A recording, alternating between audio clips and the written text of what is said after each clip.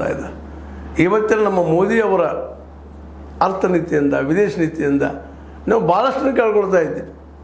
ನಮ್ಮ ಸುತ್ತಮುತ್ತ ಯಾವ ರಾಷ್ಟ್ರ ಉದ್ದಿತ್ತು ರೀ, ಅದ್ರ ಮೇಲೆ ಎಲ್ಲ ಚೀನಾ ಪ್ರಭಾವ ಮಾಡಿಬಿಟ್ಟದೆ. ಇವತ್ತು ಲಂಕಾಗೆ ಹೋಗ್ತೀರಾ ಅಲ್ಲದ, ಬಾಂಗ್ಲಾಗೆ ಹೋಗ್ತೀರಾ ಅಲ್ಲದ, ಪಾಕಿಸ್ತಾನಕ್ಕೆ ಹೋಗ್ತೀರಾ ಅಲ್ಲದ, ಎಲ್ಲವೂ ಈವನ್ ಭೂತಾನ್ ಸಹಿತ ಈಗ ಚೈನಾ ಕೈವಶ ಆಗ್ಲಿಕ್ಕತ್ತದ, ನೇಪಾಳ ಸಹಿತ ಆಗ್ತದೆ. ಅಂದ್ರೆ ಅರ್ಥನೀತಿ ವಿದೇಶ ನೀತಿ ಎಲ್ಲ ಫೇಲ್ಯೂರ್. ಯಾಕೆ ಅರ್ಥ ಇಲ್ಲ ನಮ್ಮಲ್ಲೇ.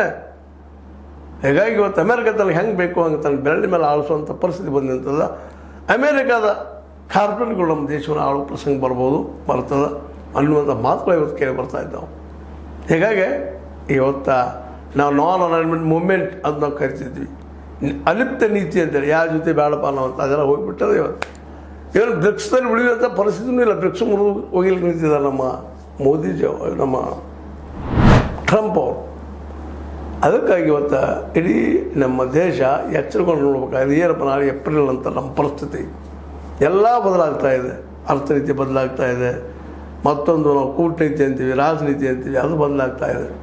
ಅಮೇರಿಕ ಹೇಗೆ ಹೇಳುತ್ತೋ ಅದು ಕೇಳು. ಈಗ ನಾವು ರಷ್ಯಾ ಜೊತೆಗಾಗಲಿ ಅಥವಾ ಚೀನಾ ಜೊತೆಗಾಗಲಿ ಅಥವಾ ನಮ್ಮ ಬರೀ ರಾಷ್ಟ್ರಗಳ ಜೊತೆಗಾಗಲಿ ಯಾವುದೂ ನಮ್ಮ ದ್ವಿಪಕ್ಷೀಯ ಆಧಾರದ ಮೇಲೆ ಮಾಡಲಿಕ್ಕೆ ಸಾಧ್ಯ ಇಲ್ಲೇನೋ ಅನ್ನೋಂಥ ಪ್ರಸಂಗ ಬಂದದ.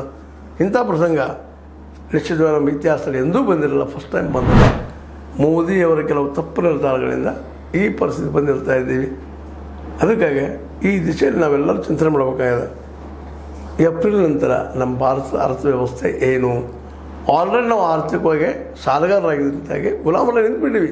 ಸಾಲ ಕೊಟ್ಟವ ನಮ್ಮನ್ನು ಯಾವಾಗಲೂ ಗುಲಾಮರ ರೀತಿ ಯಾರು ನೋಡ್ಕೊಳ್ತಾರೆ ಅನ್ನೋದು ಇತಿಹಾಸದಲ್ಲಿ ಕಂಡು ಬಂದ ಸತ್ಯ.